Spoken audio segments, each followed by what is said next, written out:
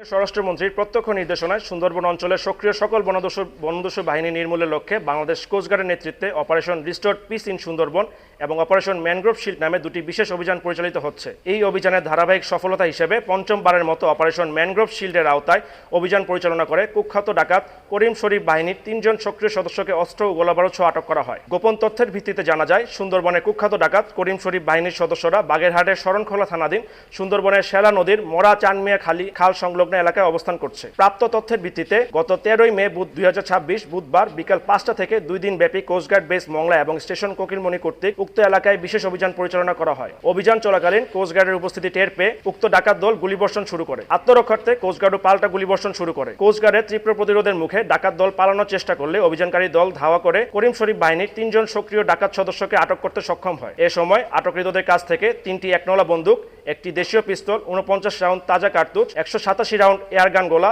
2টি ওয়াকিটকি ও 4টি walkie talkie charger উদ্ধার করা হয়। আটককৃত ডাকাত মোহাম্মদ মেহেদি হাসান ও মোহাম্মদ রমজান শরীফ বাগেরহাট জেলার মোড়লগঞ্জ থানা এবং মোহাম্মদ এনায়েত ফরিদপুর জেলার ভাঙ্গা থানার বাসিন্দা। প্রাথমিক জিজ্ঞাসাবাদে জানা যায়, তারা দীর্ঘদিন যাবৎ সুন্দরবনের করিম শরীফ বাহিনীর সক্রিয় সদস্য হিসেবে ডাকাতি এবং সাধারণ জেলে ও বাওয়ালিদের জিম্মি করে মুক্তিপণ আদায় করে আসছিল। ঈদ আসবে, সাথে ক্যাশব্যাকও আসবে। নিজের বা প্রিয়জনের জন্য কেনাকাটায় এবারও নগদ পেমেন্টে পাচ্ছেন দারুণ ক্যাশব্যাক। তাই যাই কিনুন, পেমেন্ট করুন নগদে।